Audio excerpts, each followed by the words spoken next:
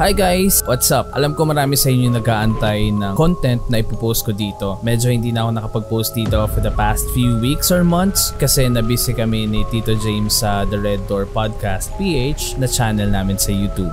Kung hindi pa kayo nakasubscribe doon, make sure na mag-subscribe kayo doon. Pero, andito tayo ngayon para i-introduce sa inyo yung bago nating series of videos na ilalabas.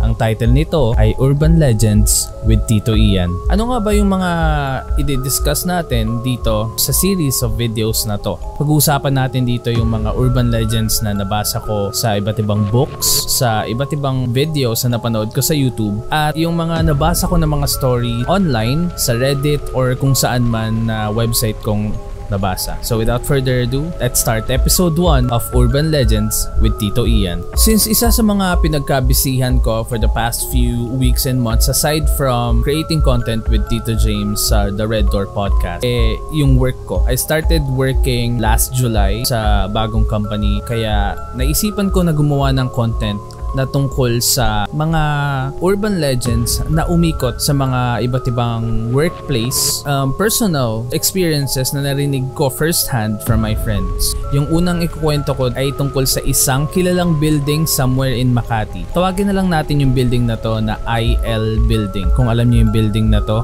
comment nyo below. Pero hindi na ako magda-drop ng name ng building na yon. Pero I'm sure familiar kayo dito, or kung hindi man, let's just leave it like that. Yung kwento ko ay isa sa mga narinig kong urban legends dito sa building na to. Yung kwento nito is tungkol sa pagpaparamdam daw ng anak ng may-ari na nagsistay dun sa 8th floor nung building na yon. May isang lalaki na nagtatrabaho sa 9th floor nung building na nabanggit ko. Isang gabi, nagtatrabaho siya ng late hours na. So around 3 AM, naisipan niya ng umuwi kasi masyado ng late nun. Pumasok siya sa elevator, bumaba siya galing 9th floor.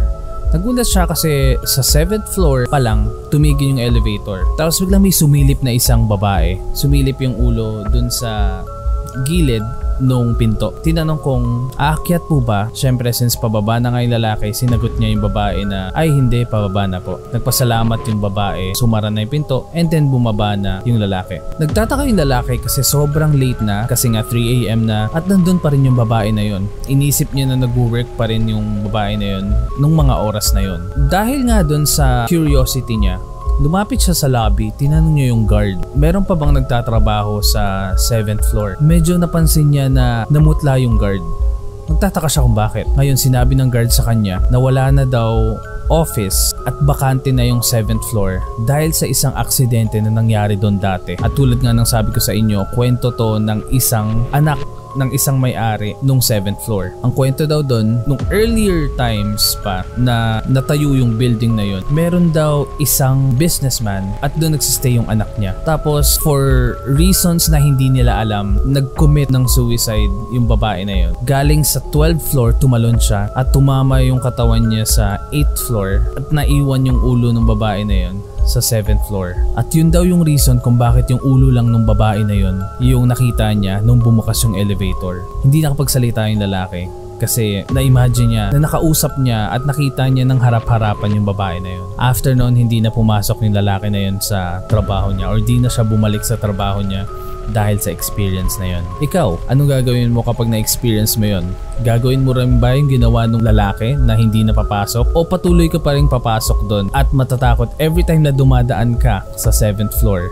Isa pa sa mga sikat na urban legends na kilala sa building na to ay yung isang elevator incident din na na-experience ng isang babae na nagtatrabaho doon. Yung company na pinagtatrabahuan ng babae na to ay nasa 4th floor ng building. Medyo late na rin nung time na yon, kaya tinawagan niya yung guard mula sa lobby para magpasama pababa kasi medyo natatakot na rin siya at kilala din yung lugar na yon sa mga kwentong kababalaghan. Dumating yung guard, tapos kinuha ng babae yung mga gamit na dala niya para mag-prepare pa uwi. Pagpasok nila ng elevator, nakaramdam sila ng kakaibang lamig. So sumara yung pinto, tumigil yun sa 3rd floor. Hindi nila alam kung bakit, pero sa 3rd floor is meron ding office, pero wala nang tao nung time na yun. Nagtataka sila kasi hindi sumasara kahit pinipindot na nila yung close na button. After a few seconds, maybe 30 seconds or so, nagsalita yung guard. Sabi nung guard, sige na, pasok na kayo. Nagtataka yung babae. Wala naman silang kasama, wala namang ibang tao sa lugar na yon. Pero nagulat na lang siya nung tumunog yung overload warning ng elevator, tapos sumara na yung pinto. Parehang tahimik yung guard ng lobby, pati yung empleyado na babae. Pagdating ng ground floor, lumabas sila, tapos napahinto sila kasi nakita nila na sumura ulit yung pinto, tapos umakyat sa 3rd floor at huminto ulit doon. Hindi na nila inintay na bumalik ulit sa ground floor yung elevator kasi parehas silang lumabas na at hindi na nila hinintay pa at hindi na nila ginusto pang antayin at i-risk na baka may makita pa sila pagbukas ng pinto. May na-experience na rin ba kayong mga ganong klase ng scenario sa offices nyo, sa work nyo, na involved yung elevators? Grabe, kung isipin, sobrang nakakatakot siguro yun kasi yung fear ng tight spaces, kung claustrophobic ka, and then yung parang pakiramdam na nakakulong ka lang at wala kang ibang pwedeng mapuntahan kapag may nangyari sa loob. Sobrang nakakatakot, diba? Meron pa akong isang kwento na nabasa ko to sa internet at nangyari daw to dati sa Korea. Ang title ng kwento nito is The Man in the Elevator. Yung babae na to na nasa kwento ay isang 19-year-old na Korean girl. Ang pangalan niya is Haruko. Nag-aaral siya sa isang university sa isang malaking city sa Korea at isang gabi kailangan niya magstay ng late sa library para mag-study ng konti and para tapusin yung project na ginagawa niya. So madilim na pagka-uwi niya. Nakatira si Haruko sa 14th floor ng isang lumang apartment building. Pagpasok niya sa entrance, dumiretso sa elevator kasi pagod na rin siya. Pagpasok niya sa elevator, pinindot niya na kagad yung 14th floor. Tapos, before pa sumara yung pinto ng elevator, may pumigil na isang lalaki. Tapos, pumasok na, pinindot yung 13th floor. So, tinanong ng lalaki, nakatira ka ba sa 14th floor? Sabi naman niya, opo, 14th floor po. Sabi niya, ako nakatira ako sa 13th floor. So habang paakyat na yung elevator sa kanya-kanya nilang floors, pareha silang tahimik kasi hindi naman nila kilala yung isa't isa. Tapos, bumukas na yung pinto sa 13th floor. Yung lalaki lumabas. Sabi niya, see you around. Tapos sabi naman ni Haruko, see you.